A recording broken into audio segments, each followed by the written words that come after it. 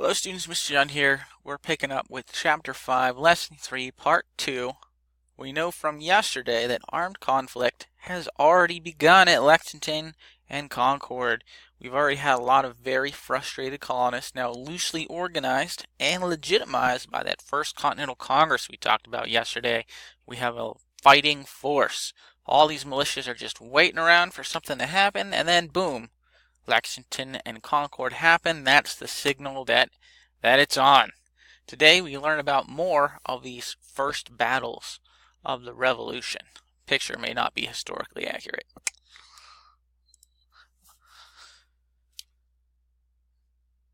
So, after Lexington and Concord, the conflict spreads.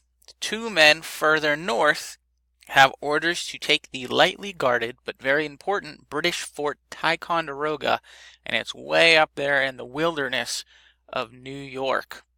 The story of this Battle of Fort Ticonderoga involves two famous men, Benedict Arnold, who's going to basically become synonymous with traitors for all of American history, and Ethan Allen and his militia, his personal militia, called the Green Mountain Boys. These men team up to take Fort Ticonderoga on May 10th of 1775, and this is big because there's a lot of cannons and powder chilling there in Fort Ticonderoga that they needed for this patriot movement.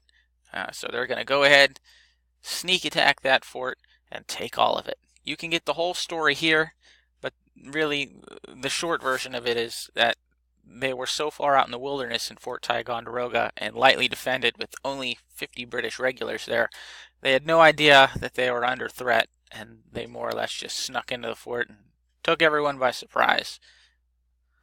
Not a big glorious conflict, very sneaky. Now, that leads us to our next battle, the Battle of Bunker Hill. Feel free to watch this video if you want. It's a great synopsis, only 3 minutes long.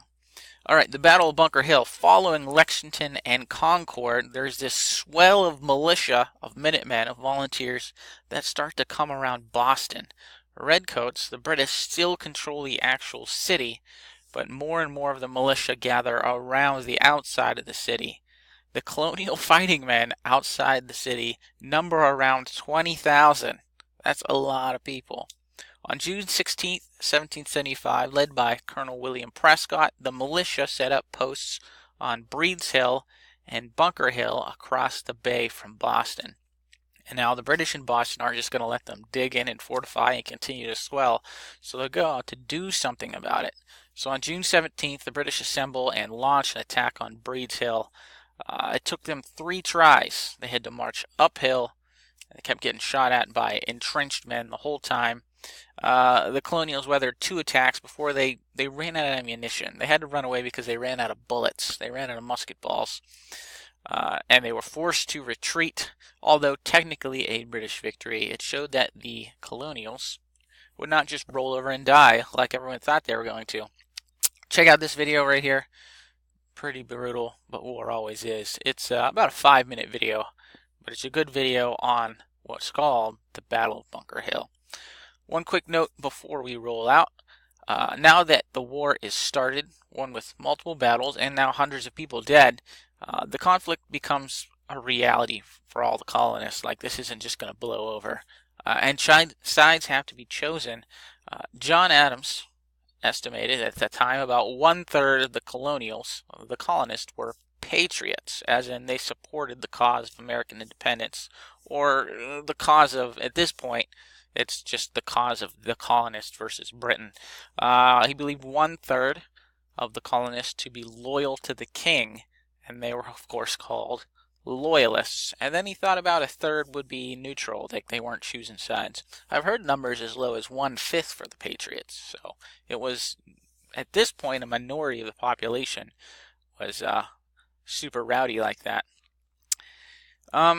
One has to consider that when you have 1/3 of the population that is anti-British, 1/3 pro-British, and 1/3 that doesn't care, that these people all live together. So the American Revolution, people generally think of it as a battle of the colonists versus Britain, but in a lot of ways it was a battle of colonists first colonists, making a bit of a civil war.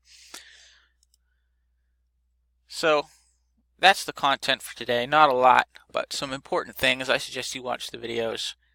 Go ahead and knock out this simple quiz, and then we'll call it a day there. That's all for now. Have a great day. Things are getting pretty exciting here. If you have any questions, please let me know. Otherwise, have a good one, all right?